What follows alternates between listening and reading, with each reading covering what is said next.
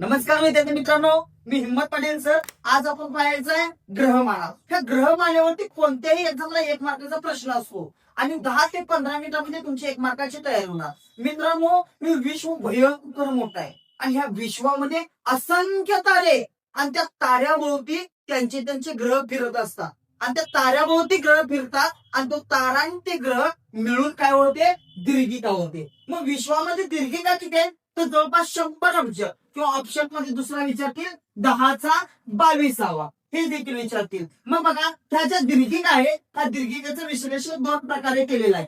एक केलेलं आहे लंबवर्तुळाकार, हे दिसते ना समोर, हे काय लंबवर्तुळाकार. कोणते? लंबवर्तुळाकार. आणि ह्या साईडला दिसते ना, हे भुईचक्रावाणी दिसते का? तर भुईचक्रावाणी म्हणजे काय? सर्पिलाकार. कोणती? सर्पिलाकार. मग आपली दीर्घिका कुठल्या प्रकारची आहे? तर आपली दीर्घिका जी आहे ती सर्पिलाकार आहे. कोणती आहे? सर्पिलाकार आहे. तर आपल्या दीर्घिकेला टिंब म्हणतात. असाही ऑप्शन मध्ये असो तर आपल्या दीर्घिकेला काय म्हणायचं? आकाशगंगा म्हणायचं. आपल्या दीर्घिकेला काय म्हणतात? आकाशगंगा किंवा तसंच देतील काय? मिल्की वे. मग आपली आकाशगंगा बघूया आता आपण. आपली आकाशगंगा कोणत्या प्रकारची आहे, कशी आहे, काय आहे हे समोर दिसतंय ना तुम्हाला. ही आपली काय? आपली आकाशगंगा आहे. आणि आपल्या आकाशगंगेमध्ये हा आपला समोर मध्ये दिसतोय तो काय? आपला सूर्य आहे. सूर्य हा एक काय? तारा. आणि त्याच्या भोवती जे फिरतात ते काय? ग्रह. ग्रह पश्चिमेकडून पूर्वेकडे फिरतात. ग्रह कुठून फिरतात? पश्चिमेकडून पूर्वेकडे फिरतात. आणि त्या सूर्याभोवती जे ग्रह फिरतात याला म्हणायचं परिभ्रमण. याला काय म्हणायचं? परिभ्रमण. समोर तुम्हाला दिसायला लागले की परिभ्रमण कक्षा मध्ये तुमचा सूर्य आहे आणि या सूर्याच्या भोवती जे ग्रह फिरतात ना, ते जे ग्रह फिरतात हे काय? परिभ्रमण चालू आहे. हे काय चालू आहे? परिभ्रमण. मग परिभ्रमणामुळे काय होतं? तर दिवस रात्र असमानता शब्द पाहिजे. हे परिभ्रमणामुळे होतं. तसंच काय होतं परिभ्रमणामुळे? ही ऋतूंची निर्मिती. यानंतर आता आपण पाहायचं आहे की काय? परिवलन कॉन्सेप्ट आहे. परिवलन कॉन्सेप्ट म्हणजे काय? हे ग्रह स्वतःभोवती फिरायला लागलेत ना, हे काय आहे? परिवलन. बघा, हे ग्रह स्वतःभोवती असं फिरले की ही काय झाली? तुमची परिवलनाची कॉन्सेप्ट झाली. परिवलन म्हणजे ग्रह स्वतःभोवती फिरणे, त्याला परिवलन म्हणतात. मग हे 8 ग्रह स्वतःभोवती फिरायला लागले ते तुम्हाला समोर दिसायला लागले. याच्यामुळे काय होतं? दिवस आणि रात्र होतात परिवलनामुळे. दिवस रात्र परिवलनामुळे होतात. इथे सांगितलेलं आहे तुम्हाला. आता याच्यानंतर आपल्याला बघायचंय पुढचा भाग की जे आपले 8 ग्रह आहेत त्या 8 ग्रहांच्या वैशिष्ट्यावरती सर्वात जास्त प्रश्न आलाय. मग बघा, बुधचं पहिलं वैशिष्ट्य काय? की सूर्याला सर्वात जवळचा ग्रह कोणता दिसतोय तुम्हाला? बुध. झालं पहिलं वैशिष्ट्य. दुसरं वैशिष्ट्य बुधचं काय बघा? बुधचं दुसरं वैशिष्ट्य काय? की सर्वात लहान ग्रह कोणता दिसतोय तुम्हाला? तर बुध. म्हणजे बुधची 2 वैशिष्ट्य झाली. पहिलं वैशिष्ट्य काय बुधचं? पहिलं वैशिष्ट्य की सर्वात जवळचा, कुणाला? सूर्याला सर्वात जवळचा ग्रह कोणता? तर बुध. दुसरं काय? सर्वात लहान ग्रह कोणता? सर्वात लहान ग्रह बुध. आणि बुधचं तिसरं वैशिष्ट्य जर का बघायचं का झालं तर बुधचं तिसरं वैशिष्ट्य म्हणजे परिभ्रमण काळ बुधचा सर्वात कमी आहे. कारण का? इथं सूर्य आहे. सूर्याच्या जवळचा बुध आहे. मग बुध काय होणार? लवकर फिरणार, लवकर प्रदक्षिणा करणार. तसे बाकीच्या ग्रहांना काय होणार? वेळ लागणार. म्हणजे परिभ्रमण काळ कोणाचा कमी आहे? तर परिभ्रमण काळ सर्वात कमी जो आहे तो बुधचा आहे. परिभ्रमण काळ तो किती आहे? फक्त 88 दिवस. किती आहे? फक्त 88 दिवस. बुधची झाली 3 वैशिष्ट्य. पहिलं वैशिष्ट्य काय? सूर्याला सर्वात जवळचा. दुसरं काय? सर्वात लहान. आणि तिसरं काय? सूर्याभोवती सर्वात वेगवान कोण फिरतो? तर बुध फिरतो. म्हणजे परिभ्रमण काळ किती आहे? कमी आहे. फक्त 88 दिवस. 3 वैशिष्ट्य फक्त बुधची लक्षात ठेवायची. आणि त्याच्यानंतर आला तो शुक्र. शुक्र फार महत्वाचा आहे. शुक्रावरती सर्वात जास्त प्रश्न आहेत बघा. शुक्राचं पहिलं वैशिष्ट्य काय? की पृथ्वीला सर्वात जवळचं. शुक्राचं पहिलं वैशिष्ट्य काय? पृथ्वीला सर्वात जवळचा. मग अशी मी सांगितलं सूर्याला सर्वात जवळचा कोण? तर बुध. आणि पृथ्वीला सर्वात जवळचा कोण? तर शुक्र. शुक्राचं वैशिष्ट्य काय सांगितलं मी आता पहिला? की जवळचा. कुणाला? तर पृथ्वीला जवळचा. पृथ्वीला सर्वात जवळचा ग्रह कोणता? शुक्र. बघा, आता पृथ्वीला सर्वात जवळचा ग्रह, ग्रह शब्द जर का असेल तर येणार होतो शुक्र. आणि जर तारा शब्द असेल, पृथ्वीला सर्वात जवळचा तारा कोणता? तारा शब्द जर का आला तर उत्तर येणार तुमचं सूर्य. त्याच्यामुळे नीट शब्दांमध्ये नीट लक्ष ठेवायचं. पृथ्वीला सर्वात जवळचा ग्रह कोणता? शुक्र. आणि पृथ्वीला सर्वात जवळचा तारा कोणता? तर सूर्य. पहिला कन्सेप्ट समजला तुम्हाला. आता शुक्राचं दुसरं वैशिष्ट्य की काय? की शुक्र जवळपास जर का बघितला तर जवळपास पृथ्वी एवढाच दिसतोय. म्हणून याला काय म्हणायचं? पृथ्वीची लहान बहीण म्हणायचं. काय म्हणायचं याला? पृथ्वीची लहान बहीण म्हणतात. पृथ्वीची लहान बहीण कोण? तर कोणता? तर शुक्र. पृथ्वीची लहान बहीण कोण? शुक्र. दोन वैशिष्ट्य झाले की काय? पृथ्वीला सर्वात जवळचा आणि दुसरं काय? पृथ्वीची लहान बहीण. आता मित्रांनो बघा, हा ग्रह जो आहे तो पहाटेच्या वेळेला आपल्याला दिसतो, म्हणून याला म्हणायचं पहाट तारा. काय म्हणायचं याला? पहाट तारा म्हणायचं. याला पहाट तारा म्हणतात. तसेच याला सायन तारा देखील म्हणतात. पहाट तारा किंवा सायन तारा म्हणजे हा पहाटेच्या वेळेत दिसतो, म्हणून याला काय म्हणतात? पहाट तारा. पहाट तारा किंवा याला सायन तारा देखील म्हणतात. का तर तो सायंकाळच्या वेळेला दिसतो, म्हणून याला सायन तारा देखील म्हणतात. बघा, शुक्राची 4 वैशिष्ट्ये मी तुम्हाला सांगितलं. काय?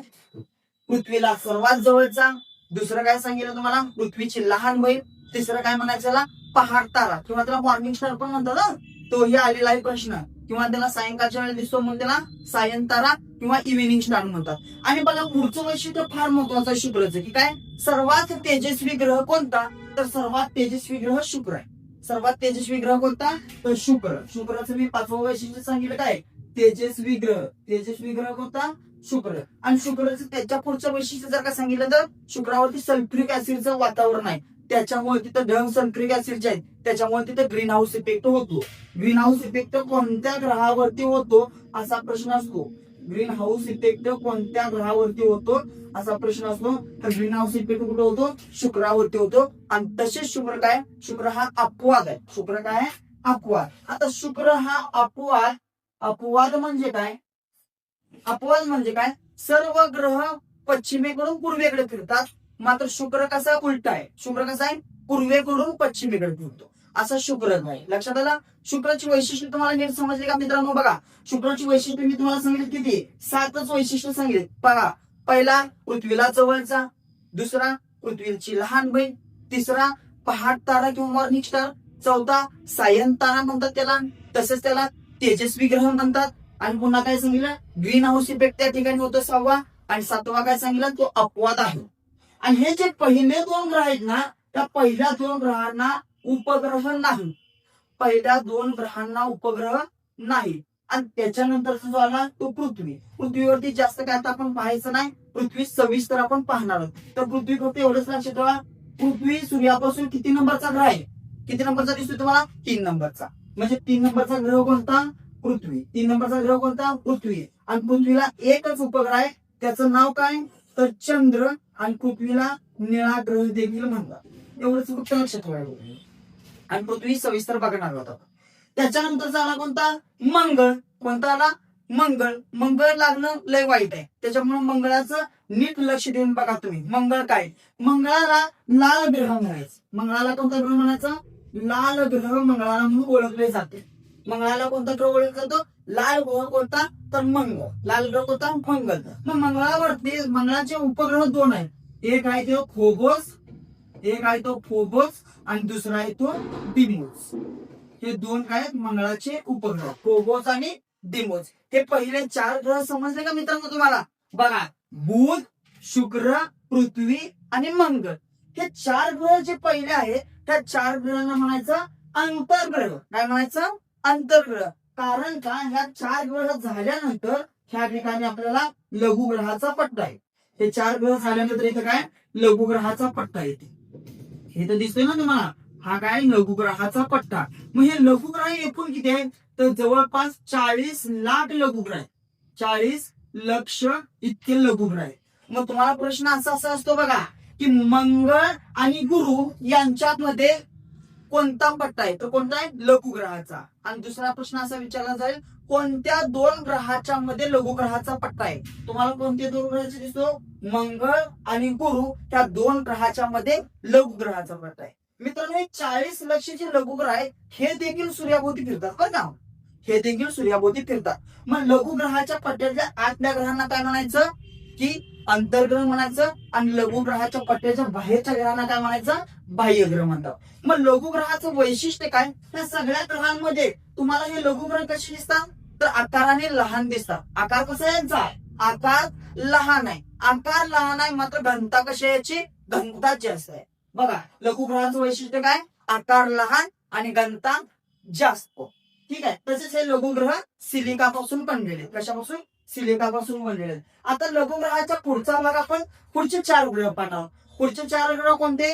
गुरु, शनी, युरेनस आणि नेपच्यून. त्याला काय म्हणायचं? बाह्य ग्रह. ह्याला काय म्हणायचं? बाह्य ग्रह. आता बाह्य ग्रहाची वैशिष्ट्य काय? तर बाह्य ग्रहाचा आकार कसा दिसतोय तुम्हाला? मोठा. आकार कसा दिसतोय? मोठा. आणि घनता याची मात्र कशी आहे? घनता कमी आहे. घनता कशाची? कमी आहे. का बरं घनता कमी आहे, आकार मोठा आहे? कारण का ते हायड्रोजन, हेलियम यासारख्या हलक्या वायूने बनल्यात. हायड्रोजन, मिथेन आणि हेलियम यासारख्या हलक्या वायूने बनलेला असल्यामुळे काय दिसायला मोठे आहेत, मात्र घनता कशाची? कमी आहे. बघा पुढचा ग्रह बनणार गुरु. गुरुचं वैशिष्ट्य तुम्हाला सर्वांना माहिती आहे. गुरु गुरु गुरु काय? गुरुचं वैशिष्ट्य काय? सर्वात मोठा ग्रह. सर्वात मोठा ग्रह कोणता बघा? सर्वात मोठा ग्रह गुरु.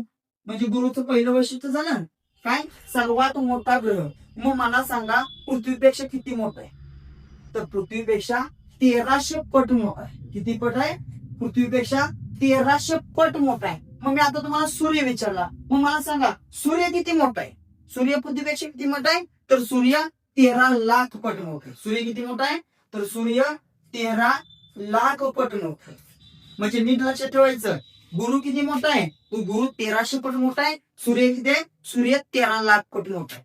लक्षात आलं का तुम्हाला? आता गुरु सर्वात मोठा आहे आणि गुरुचा उपग्रह तो देखील सर्वात मोठा आहे. मग प्रश्न असेल खालीलपैकी कोणता उपग्रह सर्वात मोठा आहे?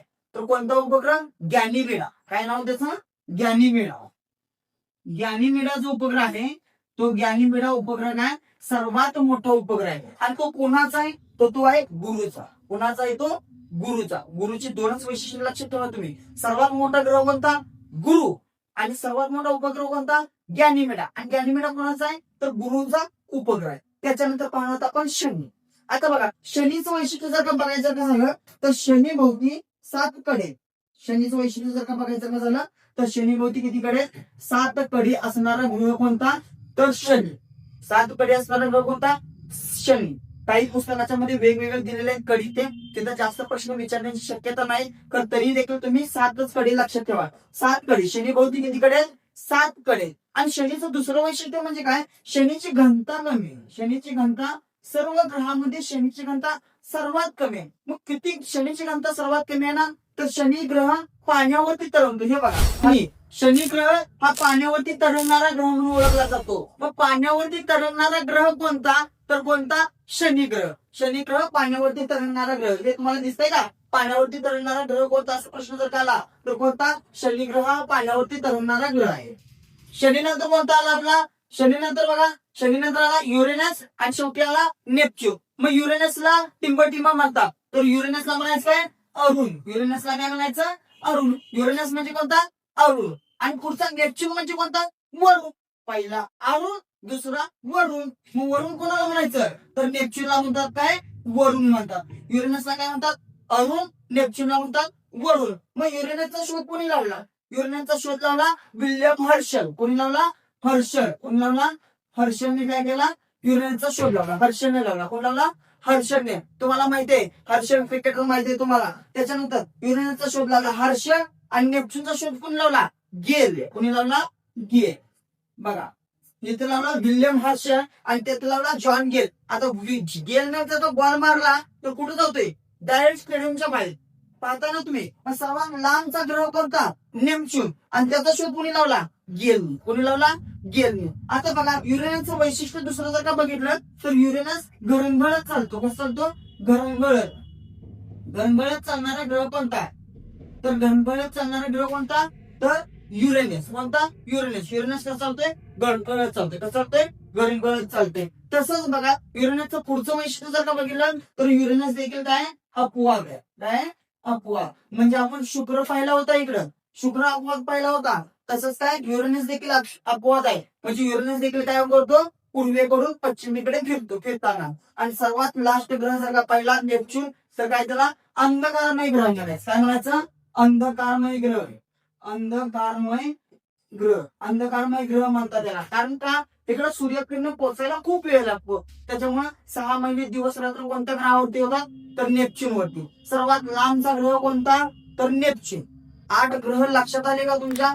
त्याच्यानंतर एक ग्रह होता अगोदर तो कोणता? प्लुटो. कोणता होता तो? प्लुटो म्हणून ग्रह होता. मात्र 2006 ला त्याची ग्रह म्हणून मान्यता कॅन्सल करण्यात आली. 2006 ला त्याची ग्रह म्हणून मान्यता कॅन्सल करण्यात आली आहे. आणि त्याचा शोध लावला होता क्लाइड टॉम्बेक यांनी लावला होता. असा हा प्लुटो. तसेच त्या प्लुटोला काय म्हणतात? कुबेर देखील म्हणतात किंवा यम देखील म्हणतात. कुबेर किंवा यम प्लुटोला म्हणतात. आता आपण पाहिले फक्त हे 8 ग्रह नीट लक्षात आले का मित्रांनो? मी पुन्हा एकदा 1 मिनिटामध्ये सांगतो तुम्हाला. पहिला ग्रह पाहिला आपण की सूर्याला सर्वात जवळचा बुध. बुधची 3 वैशिष्ट्ये पाहिली. सूर्याला सर्वात जवळचा. दुसरं काय पाहिलं? सर्वात लहान ग्रह कोणता?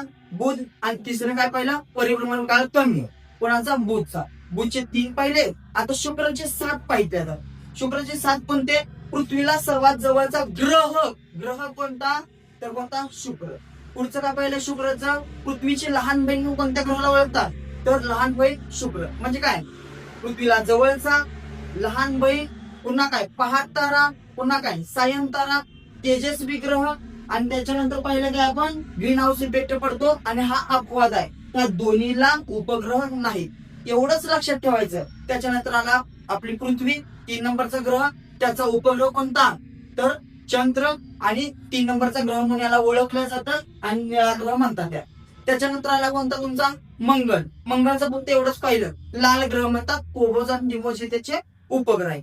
आणि मंगळ आणि गुरु ह्या दोन्हीच्या मध्ये लघुग्रहाचा पट्टा आहे. मंगळ आणि गुरुच्या मध्ये लघुग्रहाचा पट्टा आहे. त्याच्यानंतर पहिला गुरु. गुरु किती मोठा आहे पृथ्वीपेक्षा? 1300 पट मोठा आहे. सर्वात मोठा ग्रह कोणता? गुरु झाला. आणि गुरुचा उपग्रह जो आहे गॅनिमेडा तो सर्वात मोठा उपग्रह आहे. लक्षात आलं तुम्हाला? आता त्याच्यावरती प्रश्न विचारलाय. त्याच्यानंतर पहिला शनी. शनीभोवती 7 कडे आणि शनीची घनता सर्वात कमी आहे. तसेच पाण्यावरती तरंगणारा ग्रह कोणता? पाण्यावरती तरंगणारा ग्रह कोणता? हेही आपण पाहिलेलं आहे. पाण्यावरती तरंगणारा ग्रह कोणता? शनी. त्याच्यानंतर आला युरेनस. युरेनसला म्हणतात अरुण आणि नेपच्यूनला म्हणतात वळू. युरेनसचा शोध लावला हर्षल आणि नेपच्यूनचा शोध लावला गेल. त्याच्यानंतर पाहिलं घनगळत चालतो युरेनस. आणि पुढे पाहिला काय? अंधकारमय ग्रह. आणि युरेनस काय आहे? अपवाद आहे. म्हणजेच काय? तो पूर्वेकडून पश्चिमेकडे. हे पाहिलं. प्लुटोची ग्रह म्हणून मान्यता कॅन्सल केलेली आहे. मित्रांनो, व्हिडिओ जर का आवडला असेल तर लाईक करा, सबस्क्राईब करा. धन्यवाद.